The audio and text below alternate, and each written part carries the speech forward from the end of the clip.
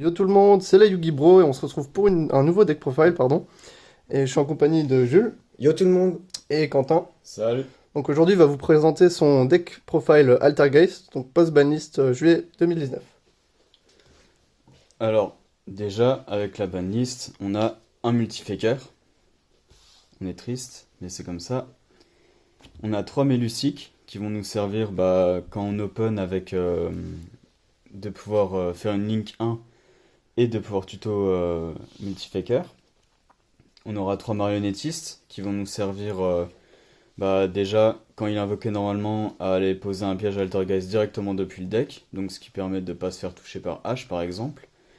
Et aussi de pouvoir récupérer un monstre Altergeist du cimetière, de l'invoquer spécialement en échange d'une carte Altergeist sur le terrain, donc que ce soit un monstre ou une piège.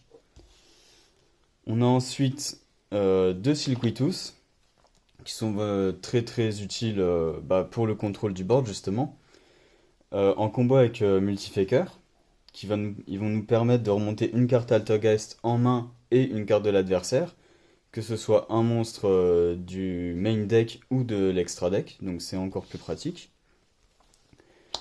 Un Kuncherch, donc lui c'est très bien pour contrer une attaque par exemple. Si on contrôle un monstre Altergeist, il va nous permettre de s'invoquer spécialement et d'annuler une attaque. Et tant qu'il est sur le terrain, on peut cibler une carte contrôlée par l'adversaire. Et tant que Kuncherch et l'autre carte seront sur le terrain, on va pouvoir annuler les effets de l'autre carte. Depuis la banlist, on va être obligé de jouer sans gants. Donc lui, le principe c'est on l'invoque normalement, on fait une link 1 sur lui, et quand il est envoyé au cimetière, on peut tuto un monstre avec moins de 1500 d'attaque depuis le deck. Donc généralement, on va l'utiliser pour multifaker, mais on peut l'utiliser pour d'autres choses comme Melusic par exemple si on a déjà faker en main. Ensuite, du grand classique, on va jouer 3 H. C'est une très bonne entrap, donc on la joue en main deck. Maintenant, on va passer au Trap Altergeist. Donc, moi, je joue deux manifestations. C'est le Monster Reborn du deck, en fait. On peut le comboter avec Silquitus pour que le monstre ne soit pas équipé, mais qu'il reste quand même sur le terrain. Ce qui permet de libérer un slot et de pouvoir utiliser quasiment manifestation à l'infini, de créer une boucle. On va jouer deux protocoles. Protocole, c'est vraiment une des meilleures cartes de l'archétype. Ça va faire en sorte que les effets de cartes Altergeist ne pourront pas être annulés sur le terrain. Donc par exemple, si vous avez déjà votre multifaker et que l'adversaire vous met H, l'effet de faker passe quand même, il aura pété une H pour rien et ce sera très bien pour nous. 3 usurpations personnelles, pareil, très pratique. Si vous avez une brique en main ou quoi que ce soit, que vous voulez switch vos monstres, ça va vous permettre une fois par tour de mélanger une carte Altergeist depuis votre main ou terrain dans le deck et d'ajouter un monstre Altergeist depuis votre deck à votre main. Ensuite, en générique, vous allez jouer 3 Infinite. Ça, c'est si vous avez le budget nécessaire. Sinon, vous pouvez remplacer par 3 vents perdus. L'effet de Infinite est quand même mieux puisqu'il peut s'activer depuis la main, alors que Vent Perdu est un peu plus lent, mais il a le mérite de diviser l'attaque du monstre adversaire par 2, et c'est pas jusqu'à la fin du tour. En plus d'annuler ses effets. Ensuite, vu qu'il faut beaucoup protéger Faker par exemple de tout ce qui va être destruction, il est sensible, très sensible au call maintenant, vous allez jouer 3 dispositifs d'évacuation obligatoires, qui va permettre de le remonter en main si jamais il y a vraiment besoin, si vous avez déjà fait l'effet de Silquitus par exemple, ou si vous ne l'avez pas sur le terrain. Vous jouez deux Heavy Storm Duster, qui vont vous permettre de péter 2 MP sur le terrain. L'inconvénient c'est que si vous le faites pendant votre tour, ça va vous empêcher de faire votre battle phase, donc le mieux c'est de le jouer pendant le tour de l'adversaire. Ensuite, moi, je joue 2 grandes cornes du paradis. Ça surprend un peu. Je trouve ça, en fonction de la situation, je trouve ça un peu mieux qu'un strike. Puisque pendant la main phase de l'adversaire, n'importe laquelle, quand un monstre va être invoqué spécialement, Par contre, il faut que ce soit une invocation inhérente, pas quelque chose lié à un effet de carte comme une fusion avec polymérisation ou quoi.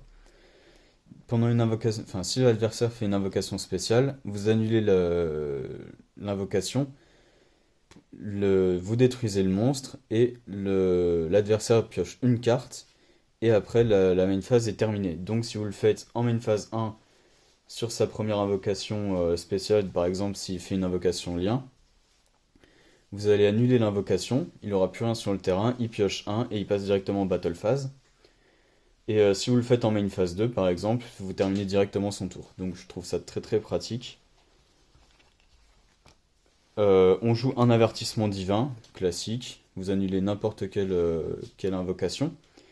Donc par exemple, contrairement à Grande Corne du Paradis, si l'adversaire utilise une poly ou n'importe quoi, vous pouvez l'annuler en payant 2000 LP. Et un jugement solennel, qui peut être joué en 3 exemplaires maintenant. Je le joue qu'en une fois, parce que j'ai pas trop de place dans mon deck. Bah ça c'est simple, vous payez la moitié de vos LP et vous annulez quasiment n'importe quoi. Maintenant, on va passer aux magies. 3 calls, c'est quasiment essentiel avec toutes les end-traps du jeu maintenant.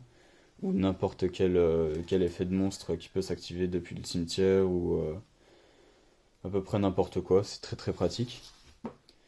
Un pour un, pour essayer de tuto plus rapidement Melusic par exemple, en envoyant un monstre depuis la main au cimetière. 2 pots des désirs. Vous pouvez jouer 2 avidités téméraires à la place. Par exemple, si vous aimez pas trop bannir ou si vous avez vraiment besoin de piocher et que le faker se trouve toujours dans votre deck, ça peut être pratique. Ça va vous brick les 2 prochaines draws, mais au moins vous bannissez pas 10 en prenant le risque de bannir faker ou vos sangans, infinite, n'importe quoi. Ça peut être vraiment très très pratique. On passe au side deck. Vous pouvez jouer 2 Red Reboot. Red Reboot, c'est une contre-piège qui va vous permettre d'annuler un effet, enfin une activation de carte piège. Donc ensuite, l'adversaire va reposer le piège et en poser un directement depuis son deck, mais il pourra plus activer de piège durant le restant de son tour. Donc contre un deck paléo par exemple, ça peut être très très fort. Le petit plus aussi, c'est que en payant la moitié de vos LP, vous pouvez activer la carte directement depuis votre main. Donc là, c'est encore plus pratique. Vous avez même pas besoin de le poser directement, donc c'est plus rapide. Je joue un métaverse et 2 villages secrets du magicien. Là, ça va plus dépendre des match-up. Donc si vous tombez contre un deck par exemple magicien pendule, ça servira à rien du tout. Mais contre des decks comme Thunder Dragon ou même Sky Striker ou Salamandre, l'adversaire a généralement aucun monstre magicien, donc vous lui bloquez toutes ses magies, et contre Sky Striker ça peut être du coup très très fort. Vous lui bloquez tout le jeu. En plus de ça, vous pouvez jouer un ordre impérial. Tous les effets de cartes magie sur le terrain sont annulés. L'inconvénient, c'est qu'il faut payer 700 LP par standby phase, et c'est pas juste notre standby phase, ça va être aussi celle de l'adversaire, donc on perd 1400 LP par tour. Il faut pouvoir win rapidement, sinon on est rapidement dans la merde. 2 anti-spell en side, c'est toujours pratique, pareil. Les cartes magie doivent être posées avant de pouvoir être activées, donc comme les pièges du coup. Ça peut ralentir énormément de decks qui jouent essentiellement sur les magies pour tuto ou pour détruire les monstres. Ça peut être utile aussi contre des Twin Twisters par exemple qui vont chercher à vous péter Protocole, qui est vraiment la carte centrale, enfin le piège central du deck. Et 2 réveils du dragon, ça peut surprendre l'adversaire en deuxième game avec des monstres de l'extra que je vais vous présenter maintenant. Donc pour aller avec Réveil du Dragon on va jouer Red Raptor Faucon Ultime. 3500 attaque, non affecté par effet de carte. Il faut que l'adversaire puisse le passer, c'est pas donné à tout le monde. Ensuite, on a un Borel Sword, classique, un Borlode et un Dragon Bombe topologique. On peut les mettre assez difficilement puisque Altergeist c'est un deck qui a pas beaucoup de monstres et qui a rarement l'occasion d'avoir vraiment 4 monstres sur le terrain. Mais si on arrive à les mettre, ça peut être quand même très très fort. Enfin, Borel Sword et Borlode sont des monstres vraiment hyper puissants. Et topologique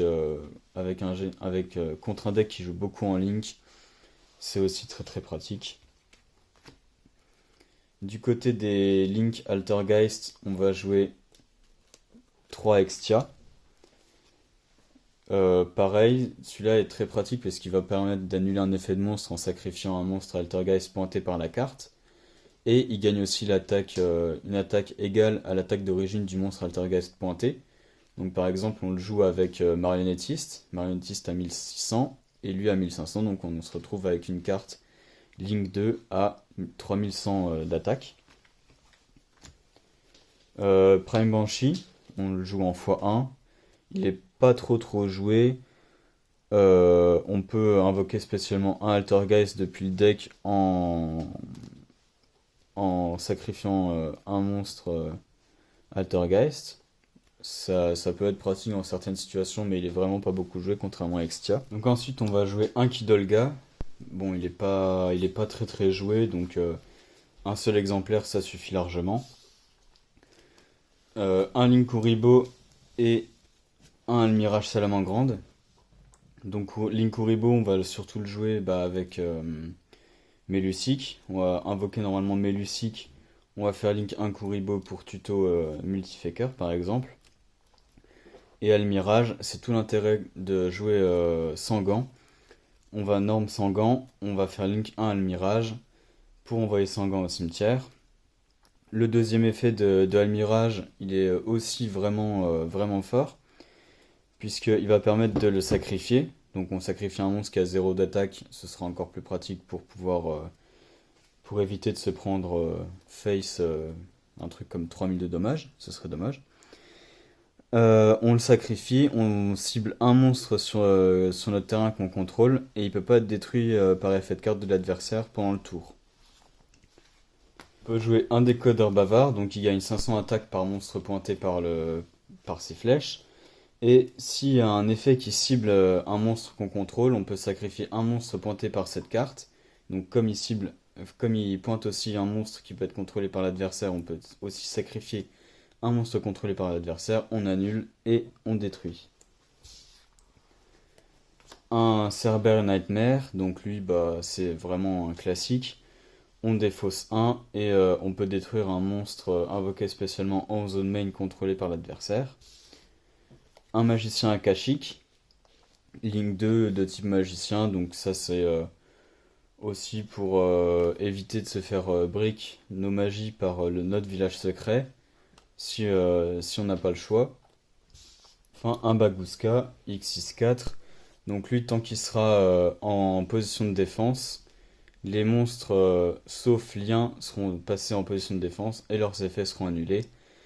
Il reste sur le terrain 2 tours, du coup, vu que à chaque stand-by phase, à chacune de nos stand-by phases, on devra détacher un matériel et quand il en a plus, il va au cimetière. Alors je vais vous montrer des exemples classiques de combos pour Open, avec un Melusic en main de départ, un Protocole, Infinite, H et Pot des Désirs. Bon déjà les deux cartes là servent pas à grand chose, donc on peut les laisser de côté. Donc ce qu'on va faire dès le début c'est invoquer Melusic, Link 1, Linkuriboh, ensuite on va tuto Multifaker depuis le deck. On peut poser Infinite dans une colonne qui va permettre d'annuler les effets. Et Protocole. Ensuite, pendant le tour de l'adversaire, direct en stand-by phase, on va activer le Protocole, ce qui va permettre d'invoquer Multifaker depuis la main. Et avec l'invocation de Multifaker, on peut aussi invoquer un monstre Altergeist directement depuis le deck. Donc généralement on va choisir Silquitus. Silquitus qui nous permettra par la suite de remonter par exemple le Multifaker en main. Et si on a d'autres pièges en main de départ autres que du coup les deux cartes que j'avais au début comme Hache et Peau des Désirs, on pourra le réinvoquer au tour suivant.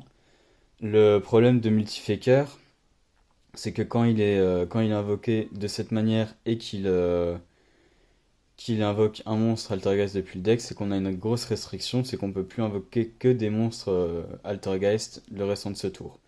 Donc par exemple, si on le fait pendant notre tour, on pourra pas invoquer Borlode ou Borelsword. Je vais vous montrer un autre exemple de combo pour Open, avec Hache, Protocole, Ivy Storm, Grande Corne du Paradis et Sangan en main de départ. Donc là, ce qu'on va faire, c'est on va norm Sangan et on va faire link 1 à le Mirage pour aller tuto Multifaker depuis le deck.